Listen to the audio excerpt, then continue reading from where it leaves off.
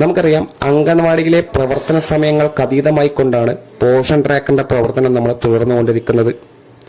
ഒരു കാരണവശാലും പോഷൻ ട്രാക്കറിന്റെ പ്രവർത്തനം നിലയ്ക്കാൻ പാടുള്ളതല്ല എന്നുള്ള സാഹചര്യത്തിലാണ് നമ്മൾ ഇത്തരം രീതികൾ ഫോളോ ചെയ്യുന്നത്. 3:30 ശേഷവും ഭവന സന്ദർശനം നടത്തി ആയത് രേഖപ്പെടുത്തുന്നുണ്ട്. അതുപോലെ തന്നെ പെൻഡിംഗ് ഉള്ള ഏതെങ്കിലും എൻട്രികൾ ഉണ്ടെങ്കിൽ അന്നേരം 10 മണിവരെ നമ്മൾ പോഷൻ ട്രാക്കറിലെ പ്രവർത്തനം തുടരുന്നുണ്ട്. ഈ സാഹചര്യത്തിലാണ് കഴിഞ്ഞൊരു സെഷൻ നമ്മൾ ചെയ്തത്. അതായത് ഇലക്ഷന്റെ ഭാഗമായി കൊണ്ട് തന്നെ നമ്മളുടെ ഒരുപാട് സഹപ്രവർത്തകർക്ക് ബൂത്ത് ലെവൽ ഓഫീസറായിട്ട് അധിക ചുമതല കൂടി കിട്ടിയിട്ടുണ്ട്. ഈ സാഹചര്യത്തിൽ അംഗൻവാടിയിലെ പല പ്രവർത്തനങ്ങൾക്കും അവർക്ക് നേതൃത്വം കൊടുത്തുകൊണ്ട് പരിപാടികൾ പൂർണ്ണമായും നടത്താൻ കഴിയാത്ത സാഹചര്യം നിലവിലുണ്ട്. അതേപോലെ തന്നെയാണ് പോഷൻ ട്രാക്കറിന്റെ പ്രവർത്തനങ്ങളും ഭാഗികമായി തടസ്സപ്പെടുന്നുണ്ട്. ഇതൊരിക്കലും തടസ്സപ്പെടാൻ പാടുള്ളതല്ല എന്നുള്ളതിന്റെ അടിസ്ഥാനത്തിലാണ് CDPO ലെവലിൽ തൊട്ടടുത്തുള്ള അംഗൻവാടിയിലെ ടീച്ചർക്ക് ആ സെന്ററിലെ അധിക ചുമതല കൂടി കൊടുക്കാനുള്ള സാഹചര്യമുള്ളത്. ഇത്തരത്തിൽ അഡീഷണൽ ചാർജ് ഏറ്റെടുക്കുന്ന ഒരു ടീച്ചറുടെ പോഷൻ ട്രാക്കർ പ്രവർത്തനങ്ങൾ എന്തൊക്കെയായിരിക്കണം, അത് എങ്ങനെയായിരിക്കണം എന്നുള്ളതാണ് ഇനി പറയുന്നത്. കൃത്യമായി ചാർജ് ഏറ്റെടുത്ത ടീച്ചറാണ് ഈ വിഷയം ശ്രദ്ധിക്കേണ്ടത്. അതായത് സാധാരണ തങ്ങളുടെ സെന്ററിലെ പ്രവർത്തനങ്ങളൊക്കെ തന്നെ പോഷൻ ട്രാക്കറിൽ രേഖപ്പെടുത്തുന്ന അതേപോലെ തന്നെ ആയിരിക്കണം അഡീഷണൽ ചാർജ് കിട്ടിയ സെന്ററിലെ വിവരങ്ങളും ടീച്ചർ പോഷൻ ട്രാക്കറിലേക്ക് രേഖപ്പെടുത്തേണ്ടത്. അതിൽ ഡെയിലി ട്രാക്കിംഗ് പ്രവർത്തനങ്ങൾ വരും, വളർച്ചാ നിരീക്ഷണവുമായി ബന്ധപ്പെട്ടിട്ടുള്ള പ്രവർത്തനങ്ങൾ വരും, CBയുമായി ബന്ധപ്പെട്ടിട്ടുള്ള പ്രവർത്തനങ്ങൾ വരും. എല്ലാ കാര്യങ്ങളും പോഷൻ ട്രാക്കറിൽ രേഖപ്പെടുത്തേണ്ട എല്ലാ വിഷയങ്ങളും ടീച്ചർ ചെയ്യേണ്ടതായിട്ട് വരും. സാധാരണ ഒരു ദിവസം അംഗൻവാടിയിലേക്ക് പോയി കഴിഞ്ഞാൽ ടീച്ചറുടെ സെന്ററിലെ പ്രവർത്തനങ്ങൾ പോഷൻ ട്രാക്കറിലേക്ക് രേഖപ്പെടുത്തുന്നു.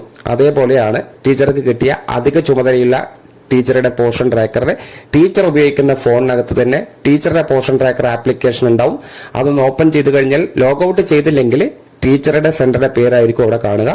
അതൊന്ന് ആദ്യം തന്നെ ലോഗൌട്ട് ചെയ്യുക. അതിനുശേഷം അധിക ചുമതല ഏറ്റെടുത്ത ആ സെന്ററിന്റെ യൂസർ നെയിം ടീച്ചർ കൊടുക്കണം. അതിനുശേഷം പാസ്വേഡും കൊടുത്ത് ലോഗിൻ ചെയ്ത് കഴിഞ്ഞാൽ ടീച്ചർക്ക് കിട്ടിയ അധിക ചുമതലയുള്ള സെന്ററിന്റെ പേരും ആ ടീച്ചറുടെ പേരും അവിടെ കാണാൻ സാധിക്കും. ഇവിടെ നിന്നാണ് ടീച്ചർ തുടങ്ങേണ്ടത്. അതിന്റെ ആദ്യപടിയായി തന്നെ അംഗൻവാടി തുറക്കണോ അടയ്ക്കണോ എന്നുള്ള ചോദ്യമാണ് നിങ്ങൾക്ക് മുന്നിലേക്ക് എത്തുക. അവിടെ ഓപ്പൺ എന്ന് കാണിക്കുന്നതിന് മുന്നേ 3 ഓപ്ഷനുകളുണ്ട്. ഇതിൽ നിന്ന് അഡീഷണൽ ചാർജ് എന്ന് കാണുന്ന ഈ ഓപ്ഷനാണ് ആദ്യം തിരഞ്ഞെടുക്കേണ്ടത്. കാരണം ടീച്ചർക്ക് അധിക ചുമതല കിട്ടിയ സെന്ററിന്റെ പ്രവർത്തനമാണ് ടീച്ചർ ചെയ്യുന്നത്.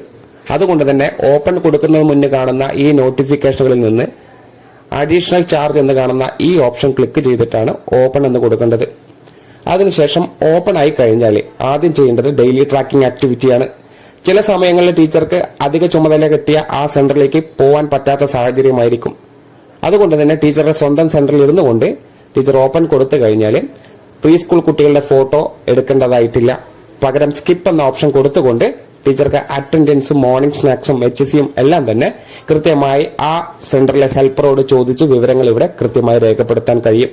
അത്തരത്തിൽ രേഖപ്പെടുത്തിയതിനു ശേഷം പ്രീ സ്കൂൾ ആക്ടിവിറ്റി EC രേഖപ്പെടുത്തി ആ ഡെയിലി ട്രാക്കിംഗ് പേജ് അവസാനിപ്പിക്കുക. ഇത്തരം കാര്യങ്ങൾ ഡെയിലി മുടങ്ങാതെ ടീച്ചർ ആ സെന്ററിന് വേണ്ടി ചെയ്യേണ്ടതാണ്. അതിനുശേഷം THRന്റെ പ്രവർത്തനങ്ങളാണ് ടീച്ചർക്ക് ചെയ്യാനുള്ളത്.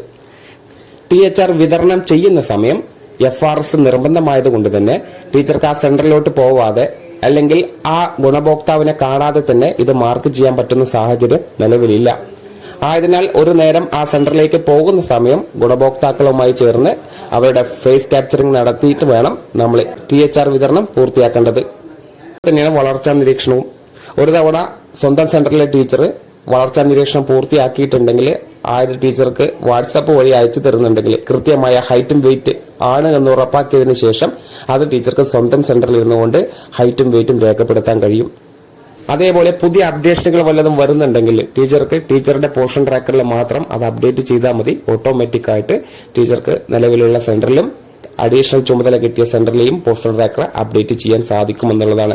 ഒരു തവണ അപ്ഡേറ്റ് ചെയ്ത് കഴിഞ്ഞാൽ ഇത് രണ്ടിലും ബാധകമാകും എന്നുള്ളതാണ് മനസ്സിലാക്കേണ്ടത്. അപ്പോൾ വീണ്ടും വീണ്ടും ലോഗൌട്ട് ചെയ്ത് മറ്റുള്ള സെന്റർ വീണ്ടും ലോഗിൻ ചെയ്തിട്ട് അവർക്ക് വേണ്ടി വീണ്ടും അപ്ഡേറ്റ് ചെയ്യണമെന്നില്ല. ആപ്ലിക്കേഷനിലാണ് ഈ അപ്ഡേഷൻ വരുന്നത്, അല്ലാതെ ഓരോ സെന്ററുകളെ കേന്ദ്രീകരിച്ചുകൊണ്ടുള്ള അപ്ഡേഷനുകളായിരിക്കില്ല ഇത്തരം രീതിയിൽ വരുന്നത്. ടീച്ചർ ഏത് ഫോണിലാണ് ഉപയോഗപ്പെടുത്തുന്നത് ആ ഫോണിലെ ആപ്ലിക്കേഷൻ മാത്രം അപ്ഡേറ്റ് ചെയ്താൽ മതിയാവും. പിന്നെ CBയുടെ കാര്യമാണ്. നമ്മൾ ഈ മാസത്തിൽ 2 CB നടത്തുന്നുണ്ട്. ആ 2 CBയുടെ വിവരങ്ങളും കൃത്യമായി ടീച്ചറുടെ സെന്ററിൽ രേഖപ്പെടുത്തിയ പോലെ തന്നെ ചാർജ് കിട്ടിയ ആ പോർഷൻ ചാർജ് കിട്ടിയ സെന്ററിലെ യൂസർ നെയിം പാസ്വേഡും എൻ്റർ ചെയ്ത് ലോഗിൻ ചെയ്ത് അവിടെ CB1 കൃത്യമായി യൂസർ നെയിമും പാസ്വേഡും കൊടുത്ത് CB1 ഡേറ്റ്, വിഷയം, തീം ഇതെല്ലാം കൃത്യമായി തിരഞ്ഞെടുത്ത് സബ്മിറ്റ് കൊടുക്കണം. ഇത്തരത്തിൽ സബ്മിറ്റ് ചെയ്തില്ല എങ്കിൽ ആ സെന്ററിൽ ലഭിക്കേണ്ട തുക നഷ്ടമാവും. എന്ന് മാത്രമല്ല CB നടത്തിയിട്ടില്ല എന്നുള്ള റിപ്പോർട്ട് കൂടിയായിരിക്കും വരിക. അപ്പൊ ഈ കാര്യങ്ങൾ